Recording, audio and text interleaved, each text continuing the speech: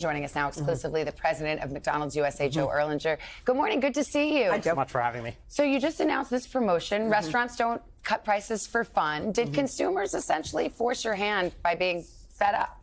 Yeah, I've zigzagged the country. I've been in our restaurants. I've sat in focus groups, and customers are telling us that they're really stretched. They're really stretched. They felt the stress of the inflation over the last few years, and so this is a great opportunity for McDonald's to bring them value. I know we're talking about these as the fast food wars. I think of them as the value and affordability wars because that's what our customers want. Let's talk about the $5 deal, which makes people go, oh, cool, I'll go back to McDonald's for $5. And then you look at the time frame and it says a 4-week promotion. Why not just extend that through? Yeah, we already see some franchisees are going to vote this further through, and they've already done so in places like Denver and Dallas and Phoenix and Las Vegas and Kansas City. And so what we really want to do is talk about this nationally for 4 weeks, and then we think it'll be a local promotion for longer than 4 weeks.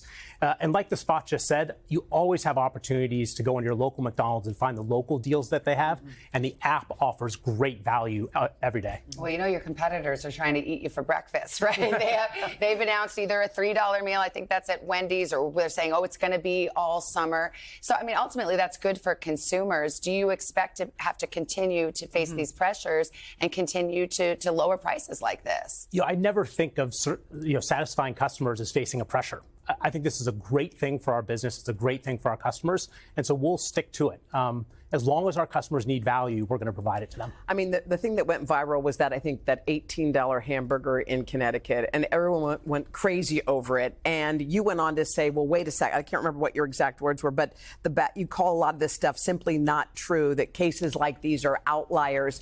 But there is something about perception, isn't there? It's like you're like, oh, I'm not going to stop there because I remember that they have high prices. Yeah, that is the exception, not the rule. But you're right. There is this perception broadly about fast food prices having gone up. And so, I did write this open letter to sort of, take some of the myths out of the marketplace. But we are obviously really committed to value, and I think that the $5 price point and continuing to lean into value and affordability and making this really the summer of value at McDonald's, obviously will change that perception. It's interesting because your fact sheet, which is quite transparent, I mean, you really went point by point on this. It says, okay, no, our prices aren't double the rate of inflation, but you did acknowledge right then and there, our prices have gone up 40% in the last 5 years. Yeah. Is that more than other chain restaurants in your category have gone up? Yeah, I wanted to be transparent to our customers. First of all, that's where I start. At McDonald's, obviously, we get a lot of scrutiny, a lot of focus, and so I wanted to be transparent. That's roughly the same as many other restaurants. We still feel like we're incredibly competitive and actually offer more value and affordability with the $5 meal deal, local deals, or deals on the app. Can I ask just another kind of unrelated question? Sure. But a lot of people, we've done a million stories on people on Ozempic, people who are on these other things, which is, changing the way they eat, changing their behavior patterns. Do you think that that plays into your bottom line? We will always stay connected to where consumers are. If you had me in this studio 4 years ago, we would have been talking about COVID and everything McDonald's was doing to serve a Big Mac safely.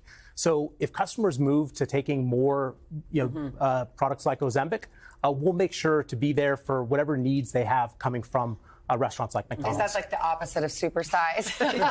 We'll take a mini burger and a tiny fry. It could be. There could be more snacking. There could be more protein. I mean, that could be one of the things that manifests itself in our industry. It's huge. I mean, these weight loss drugs have changed so much of the food, the grocery industry, the diet industry, certainly the fast food industry. Have you noticed it? We haven't seen it yet, actually, in our numbers. Okay.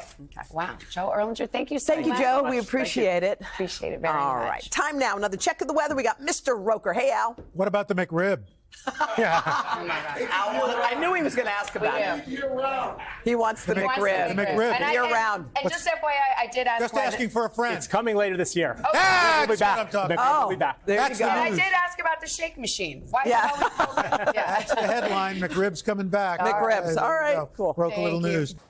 Hey, thanks for watching. Don't miss the Today Show every weekday at 11 a.m. Eastern, 8 Pacific on our streaming channel, Today All Day.